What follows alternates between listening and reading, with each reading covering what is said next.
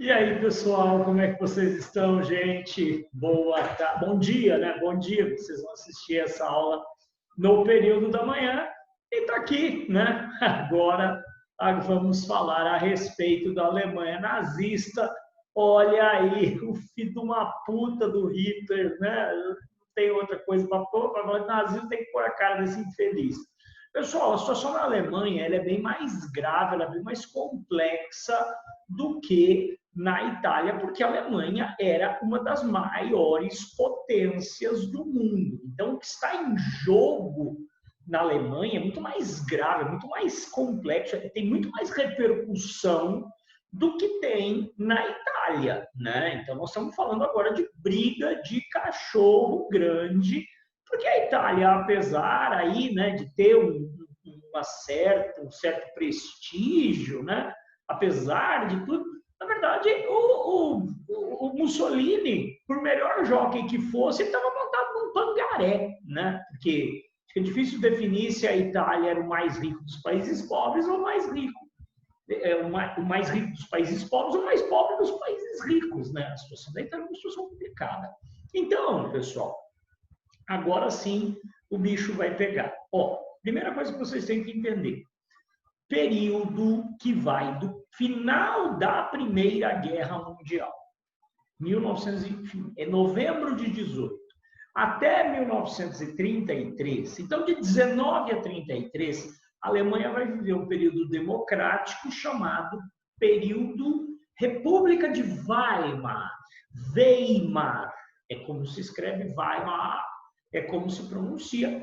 É a cidade onde se reuniu a Assembleia Nacional Constituinte após a Primeira Guerra Mundial, na medida em que Berlim estava mergulhada no caos. Foi então ali que foi definida a Constituição, que estabeleceu a Alemanha como uma república parlamentarista, onde você tinha um presidente que cuidava da política externa e um primeiro-ministro que cuidava da administração interna, quer dizer, que acabava ocupando o cargo mais importante, né? Na verdade, a Alemanha tem esse modelo até hoje. A gente nem lembra o nome do presidente, né? A primeira-ministra Angela Merkel, todo mundo conhece, mas o presidente ninguém sabe quem é. Então, a ascensão do nazismo vai se dar durante esse período da chamada República de Weimar. Hitler, que é nascido na Áustria, né, que era um cidadão do Império Austríaco, ele tinha pavor do Império Austríaco, porque muito cedo educado em um ambiente de profundo racismo germanista, né, crédulo de teorias racistas muito fortes no sentido de aquele darwinismo social, aonde acreditava, não só ele, isso era generalizado, tá? Acreditava na superioridade da raça germânica. O Hitler ele tinha horror do Império Austro-Húngaro, porque era um império multiétnico, né? Você tinha ali 8 etnias distintas, né? O Hitler achava que aquilo lá nunca ia dar certo, né? Então, tanto é que na medida em que ele chega ali, que ele consegue, aos trancos e barrancos, a sua formação no ensino médio, né? O Hitler vai tentar, aos trancos e barrancos, porque ele era mau aluno, ele vai tentar a academia, ele sonhava em ser artista, ele vai tentar a Escola de Belas Artes, né? Que seria a faculdade, né? Lá em Viena, não consegue ser aprovado, então ele migra para a Alemanha, que ele considerava o lado bom, né? O país certo para se ser alemão, porque era um país muito menos, praticamente monoétnico, né? Então Hitler se sentia muito mais em casa, sem ter que conviver com gente de raças inferiores, né? E lá o Hitler inclusive acreditou que numa Alemanha muito mais evoluída, muito mais sofisticada, as pessoas fossem entender a sua arte, né, a grandeza. O Arte tomou pau no vestibular 2 vezes. Então, o Hitler nunca conseguiu ingressar na Escola Superior de Belas Artes, nem em Viena, nem em Berlim. Mas ele fixa morada na Alemanha e, quando estoura a Primeira Guerra Mundial, o Hitler luta pelo exército alemão. Ele se beneficia da legislação da época que permitia ao cidadão austríaco se alistar no exército alemão. Então, ele preferiu lutar no exército alemão, até porque ele não confiava em grupos de outras raças, né? Então, ele não via futuro no Império Austríaco, ponto. O Hitler atravessou a Primeira Guerra Mundial toda ela como mensageiro, nunca combateu, mas era um excelente puxador de saco, por isso ele conseguiu ser promovido, conseguiu ser condecorado. O Hitler, ao longo de sua vida, batia no peito e dizia que tinha sido um bravo soldado. Mentira, ele nunca na vida dele entrou em combate, ele puxava os sacos certos, tá? Os sacos certos, né? Então, por isso, a ter conseguido o que ele conseguiu. Terminada a Primeira Guerra Mundial, o Hitler ficou apavorado, porque ele era um anticomunista convicto, na medida em que o comunismo pregava a união internacional, na medida em que o comunismo pregava, né, proletários do mundo univos, o Hitler era completamente contra isso, então o Hitler tinha pavor do comunismo. O Hitler vai ficar muito mal impressionado, estava morando em Munique, com a tentativa de golpe de Estado, a tentativa de tomada de poder por parte dos comunistas em Munique. Hitler ficou muito horrorizado.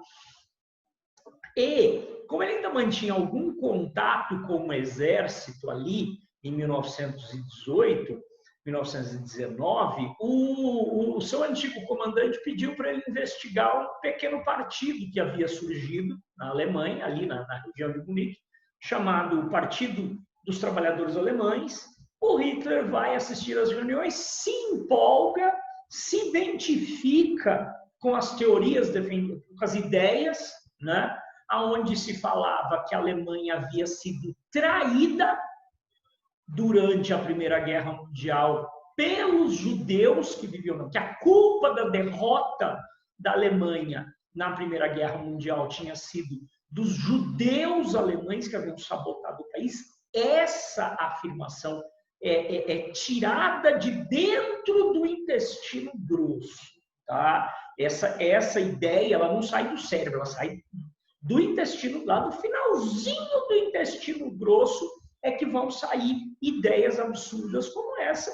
Mas é isso aí, o Hitler, educado num ambiente de racismo e antissemitismo, abraça as ideias, ingressa no partidinho, e é aí que ele vai se destacar como, talvez, tem quem diga, o melhor fazedor de discursos que a humanidade produziu. O Hitler, na frente de uma plateia, virava um demônio.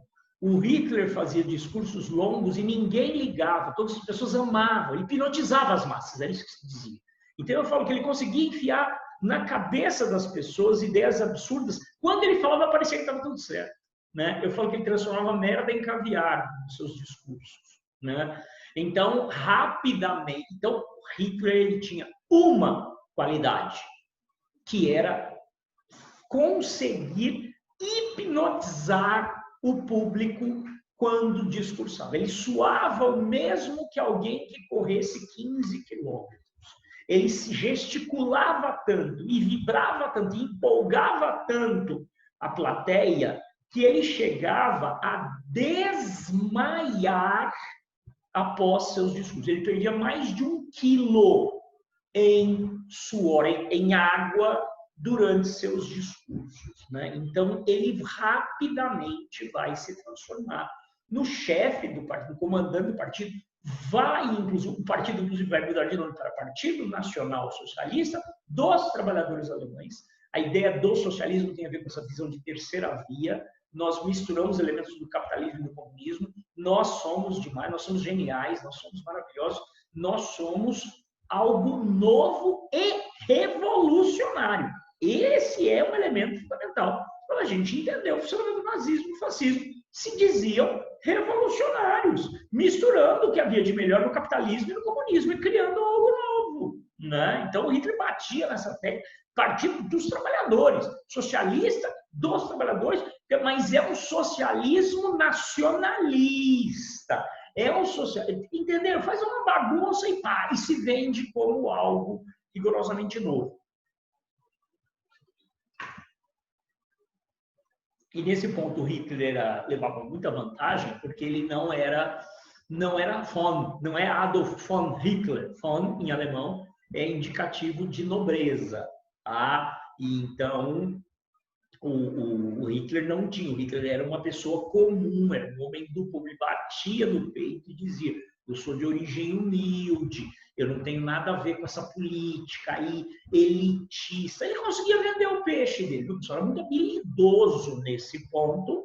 E o seu partido vai crescer na medida em que a Alemanha está numa crise devastadora após a Primeira Guerra Mundial, fruto direto do Tratado de Versalhes. Em 1923, o partido, em meio àquela crise devastadora, hiperinflação alemã, maior inflação da história humana, o Hitler vai tentar tomar o poder e fracassa miseravelmente, graças a Deus, naquilo que se chama Punte de Munique ou golpe da cervejaria. Golpe da cervejaria porque o partido dele funcionava nos fundos de uma cervejaria que existe até hoje, diga-se de passagem. Lá em Munique, ele tenta imitar a marcha sobre Roma de Mussolini, mas acaba sendo preso. Tá? O golpe é um fiasco, ele vai preso, mas fica claro, e isso, pessoal, é muito triste. Durante o julgamento dele, ele foi seu próprio advogado e usou o tribunal para fazer discurso de suas ideias. E ele foi muito bem recebido, tanto pelos juízes quanto pelo público. É impressionante isso. Ele aproveita o tribunal para vociferar contra os judeus, contra o comunismo, contra o capitalismo selvagem, contra os explorados. Ele vocifera contra Deus e o mundo e as pessoas... Ele despertou grande simpatia. Pegou uma pena, não lembro quanto foi, 5 anos, mas ele foi colocado como aqui no Brasil a gente teve prisão do Lula em um negócio de Estado-Maior lá, né, cela de Estado-Maior. Ele foi levado a uma base militar, um quartel do exército usado dentro de um castelo, e foi preso em ótimas condições, junto com todo a turma da liderança do partido nazista, né? Junto com toda aquela galera. Nesse sentido é diferente, né? Porque nem isolado ele ficou, né? Então ele se reunia todos os dias com seus aliados e durante esse período ele dita para o seu secretário sua obra, né? Aquele lixo do Mein Kampf, Minha Luta, onde ele fala sobre a sua pobreza, ai, como eu era pobre, nossa, eu passei fome na vida, mas me fiz, ai, blá, blá, blá, e ódio contra judeu, e ódio contra Deus e todo mundo, e a necessidade de destruir, de assassinar. Ele nunca usava a palavra assassinar, ele falava eliminar, né? Eliminar é fantástico. Eliminar, varrer da face da terra a praga judaica, varrer da face da terra o bolchevismo, eliminar, varrer da face da terra os povos eslavos. Ele odiava todo mundo, né? Tinha um capítulo dedicado a cada etnia que ele pretendia exterminar na face da terra. Então, no seu livro Minha Luta, o Hitler deixa... Quem aderiu ao nazismo e veio com desculpa de que não sabia do que estava... não imaginava que fosse daquele jeito, mas tem que apanhar, viu? Porque tudo que ele prometeu fazer no Minha Luta, ele acabou pondo em prática. Se o cara achava que... mas quando ele falou varrer da face da terra, eu achei que ele ia pôr o judeu embaixo do tapete. Né? Então, essa palhaçada, dizer, eu não sabia. Mentira. Porque o Hitler publica o seu livro Minha Luta, onde ele descreve exatamente o que ele pretende fazer. Como a Alemanha conseguiu o controle? Com a ajuda internacional, é bom lembrar que com grandes empréstimos estrangeiros, a Alemanha conseguiu escapar da grande crise do pós-guerra e recuperou sua economia. Quando o Hitler ficou na prisão, acho que foi só 22 meses. Ficou nem 2 anos preso. Quando ele sai da cadeia, o partido nazista, assim como a ameaça comunista, né, em meio à recuperação da economia, os nazistas e os comunistas haviam caído muito, haviam enfraquecido muito, eu falo, em época de crise, os radicalismos, seja de direita ou de esquerda, proliferam. O centro moderado decai. Com a inversão da situação, o centro moderado se eleva e os radicalismos decaem. Então, é isso que aconteceu depois. Então, entre 1925 e 1929, a situação, o Partido Nazista não desapareceu, porque o Hitler continuava capaz de eletrizar pessoas, né? De manipular bem seus ouvintes. Aí a crise de 29, né, deu uma forcinha fantástica para o Hitler, porque com a crise, a economia alemã é muito atingida pela crise de 29, o país volta a viver aí uma situação economicamente falando, caótica, e essa situação econômica caótica favorece os radicais. E aqui o Partido Comunista havia mudado de estratégia. O Partido Comunista desistiu da tentativa de tomar o poder pela força e o Partido Comunista passou a disputar eleições. Então os nazistas fizeram o mesmo. O objetivo era destruir a democracia, tomando o caminho por dentro da democracia. Destruir a democracia usando, para tanto, os mecanismos oferecidos pela democracia. E aí, né, pessoal, deu no que deu. Tanto o Partido Comunista quanto os nazistas foram crescendo em termos de representação no parlamento, até que em 1932, uma coalizão de partidos de direita vai se formar e o Hitler, tendo o apoio da maioria dos deputados dentro do parlamento, o Hitler é convidado a se tornar o primeiro-ministro, o chanceler, né? O primeiro-ministro da Alemanha. Tá? Então, o Hitler chega ao poder em 1932. O presidente da República era um velho marechal de 90 anos, lá, herói da Primeira Guerra Mundial, von Hindenburg. Né? Então, em 1932, Hitler se torna primeiro-ministro, né, da Alemanha, chanceler. Em 1933, o presidente Hindenburg morre. E o Hitler se aproveita de tacar fogo no parlamento alemão. Tacar fogo no parlamento alemão é mais ou menos a mesma coisa que o plano Cohen para o Getúlio Vargas. É a desculpa que ele precisava. Então não se sabe direito quem tacou fogo no parlamento alemão. Pode ter sido inclusive os nazistas que mandaram queimar o parlamento para ter a justificativa para dar um golpe de Estado, dizendo que o país corria um grave risco por conta da ameaça comunista. A mesma coisa que o Getúlio Vargas fez em 1937. Tá? Então, alegando que o país corria o risco de uma ameaça comunista, você vai e dá um golpe de Estado, e a partir de 1933, Hitler, a Constituição Democrática é abandonada, Hitler abocanha todo o poder, junta o poder do primeiro-ministro com o presidente da República, e proíbe a existência de partidos de esquerda, Partido Comunista, Partido Socialista, Partido Social-Democrata, começa um processo de centralização política, né? Sempre fazendo muito uso de plebiscitos, como Mussolini, mas fazendo uso de plebiscitos claramente fraudados em favor das leis. Então, ele podia dizer não, o povo me apoia, eu plebiscito, mas não havia nenhuma preocupação que esses plebiscitos fossem sérios. Tá? Então, em 1933, termina a era democrática alemã da chamada República de Weimar e inicia-se o período do nazismo. E tomou o poder em 1933. Em 1934, tem dois acontecimentos excepcionalmente importantes. Tá? 34 acontecimentos muito importantes.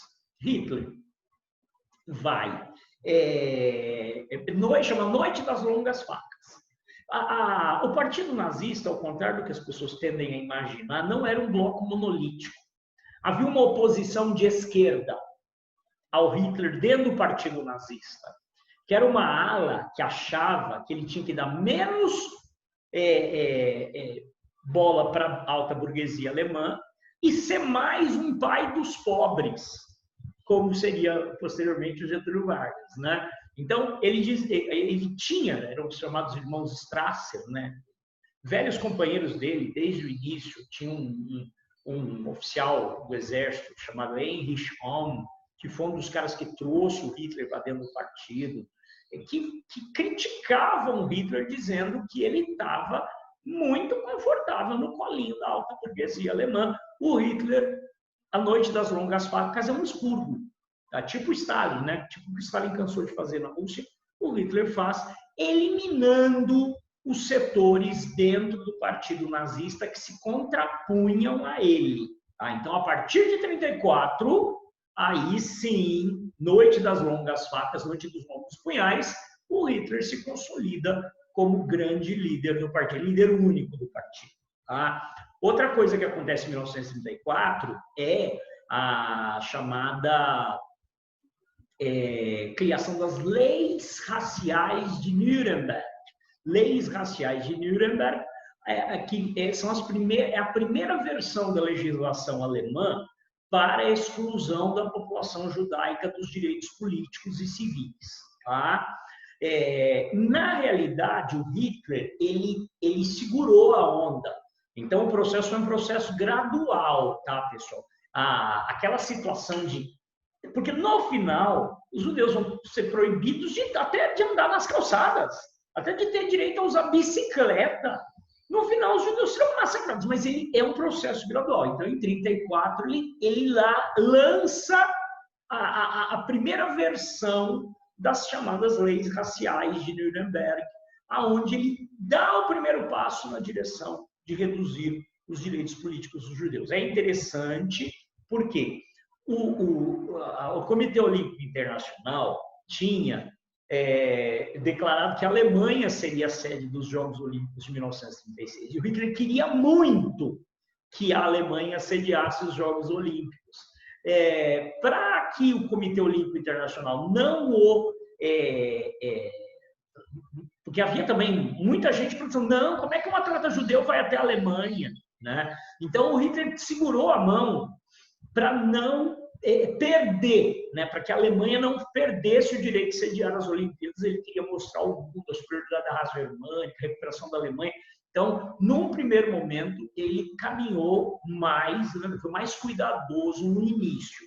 Em 1936 é um ano-chave, né? 1936 é um ano-chave. Primeiro, as Olimpíadas, que foram as mais bem organizadas Olimpíadas até aquele momento. Foi um negócio fantástico. O Hitler deitou e rolou nessas Olimpíadas. O problema é que deu merda. Acaba passando para a história o fato de que a Olimpíada de 36 foi a primeira Olimpíada onde um homem ganhou 4 medalhas seguidas, que foi o corredor norte-americano e negro, Jesse Owens. E isso foi muito constrangedor, porque até o Jesse Owens ganhar a medalha de ouro nos 100 metros rasos, era o Hitler que estava entregando as medalhas de ouro para os atletas. Quando um negro ganhou uma medalha, o Hitler não quis entregar para não correr risco de aparecer em uma foto apertando a mão de um negro. Hitler se retirou e das Olimpíadas foi um vexame, todo mundo percebeu, né? E depois o Hitler não entregou mais medalhas. Então, na realidade, o que acabou acontecendo foi que um corredor norte-americano passou vergonha no vagabundo do Hitler. E esse evento fica muito marcante, né? Então, se ele queria mostrar que a raça germânica era a melhor do universo, teve um cara lá que era negro que ganhou 4 medalhas. Então, né? Fudeu aí o bigodinho, queimou a cara. Outro ponto importante em 1936, pessoal, é que o Hitler dá início ao programa alemão de rearmamento, tá? Ao rearmamento alemão.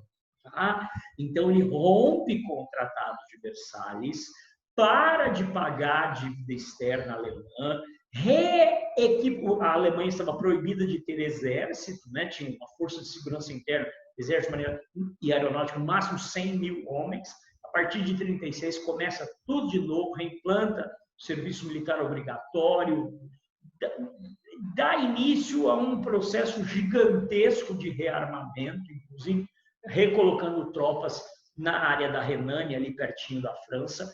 E isso, pessoal, passou assim. E aí, qual foi a reação das potências de Inglaterra, França, Estados Unidos? Mantém uma postura a gente chama de política de apaziguamento, né, pessoal? Nem a Inglaterra, nem a França, nem os Estados Unidos estavam dispostos a peitar o Hitler.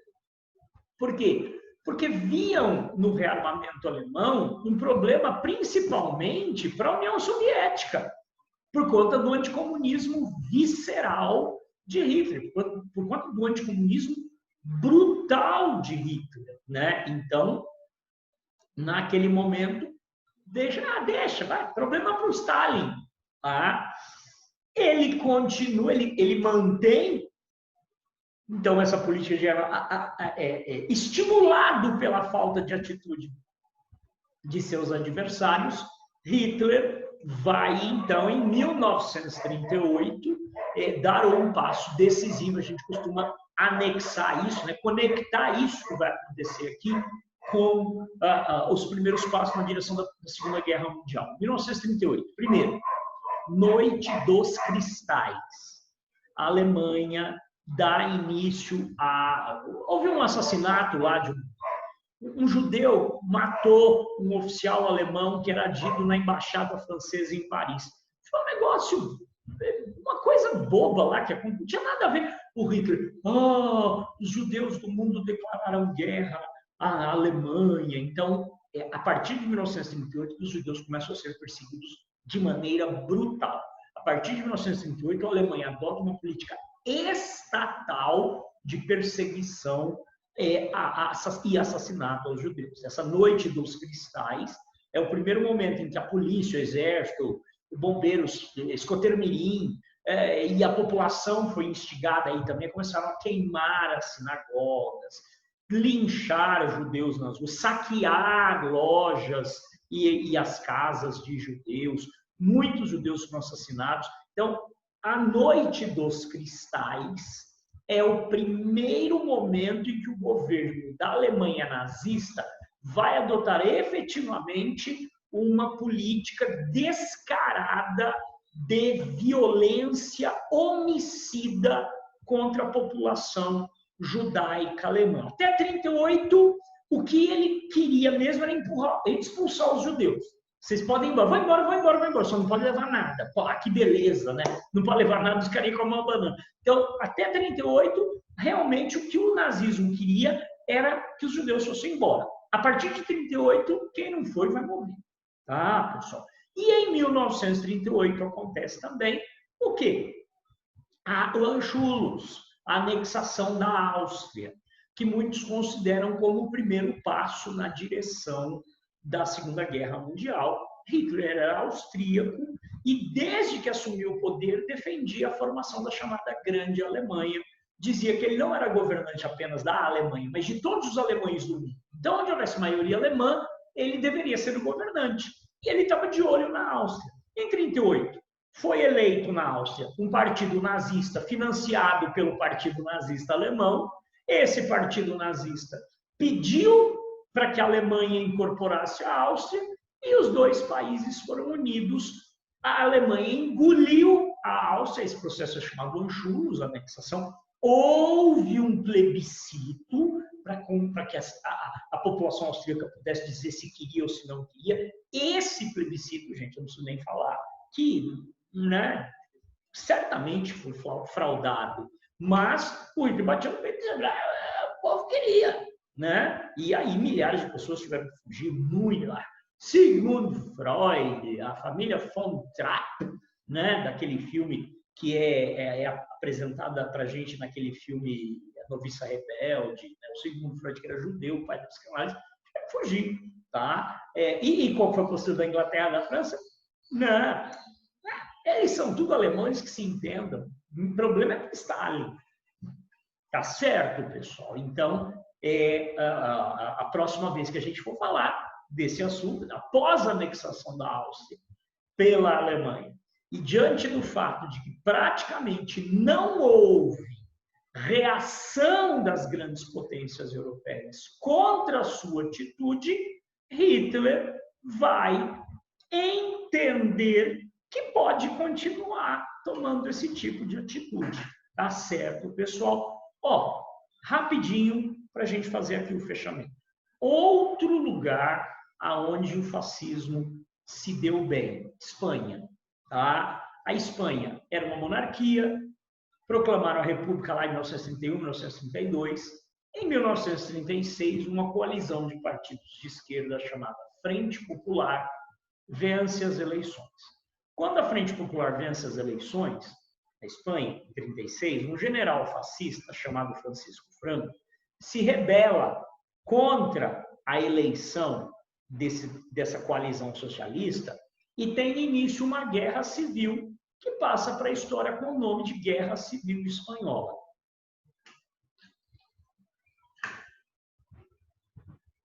Tanto Hitler quanto Mussolini imediatamente decidiram apoiar o general Francisco Franco com soldados, equipamentos, dinheiro, tá?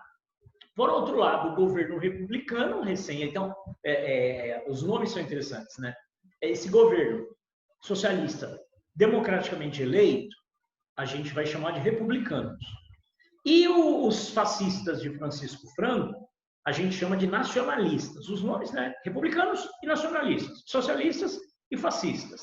Tá? Os fascistas receberão amplo apoio da Itália, da Alemanha e de Portugal.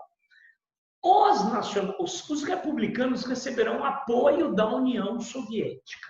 Tá? Acabarão recebendo apoio da União Soviética. Mas a Guerra Civil Espanhola, que se arrastou por 3 anos e consumiu 1 milhão de vidas, foi um negócio horroroso.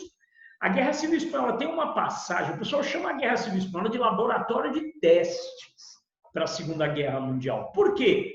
Porque a Alemanha, por exemplo, que tinha desenvolvido uma série de equipamentos militares muito recentemente, a Alemanha envia esses equipamentos para serem testados na Espanha. A Alemanha vai doar grande quantidade de equipamento aos espanhóis para que eles pudessem testar. E, numa dessas, os alemães enviaram grande quantidade de aviões para a Espanha e esses aviões eram tripulados por alemães, que se aproveitaram da guerra para treinar. E aí o que acontece? Em 1937, os alemães lançam um ataque covarde, extremamente cruel contra uma cidade basca, né, no norte da Espanha, uma cidade indefesa chamada Guernica. A cidade é devastada, a cidade é aniquilada, né, pessoal? É um horror o que aconteceu lá em Guernica, mas é bom a gente lembrar, eles estavam fazendo um teste, né? Eles queriam saber se a gente massacrar uma cidade indefesa, será que isso vai provocar pânico nos nossos inimigos? Será que nossos inimigos irão entrar em colapso com esse ataque generalizado, um ataque covarde, um ataque cruel, um ataque devastador, né? Não, os inimigos não entraram em pânico diante do ataque covarde praticado pelos nazistas. Aqui, e aí, Pablo Picasso. Então, é um marco dentro da Guerra Civil Espanhola, vencida pelos fascistas de Francisco Franco. Os fascistas de Francisco Franco tomam o poder em março de 1939, mas o que acaba saindo para o mundo, o que acaba ficando marcante é essa covardia, essa falta de respeito à vida humana praticada por praticamente todos os regimes totalitários, seja a União Soviética, Alemanha, Itália, Espanha, qualquer lugar em que um regime totalitário se implanta, o desrespeito à vida humana é total, né? E aí o pintor Pablo Picasso, ele vai produzir aquilo que talvez seja a mais famosa obra de arte do século XX, que é isso aqui, um quadro que representa o massacre ocorrido na cidade de Guernica, né? Intitulado apenas então somente Guernica, é um painel com vários metros, né? Uma parede, na verdade, é um painel. Eu vi isso, que eu estive em Madrid, eu vi um quadro maravilhoso, é assim, assustador, tá? Então, essa reprodução cubista daquilo que foi uma das piores atrocidades praticadas na Guerra Civil Espanhola, atrocidade esta praticada pela Alemanha nazista. Tá certo, pessoal? Então, encerramos aqui essa parte da ascensão dos regimes totalitários na Europa Ocidental. A gente já tinha falado do Stalin na União Soviética. Então, agora fazemos esse fechamento e a partir da semana que vem vamos meter o pé na Segunda Guerra Mundial. Gente, um abraço gigantesco para vocês. Até semana que vem, pessoal. Tchau, tchau.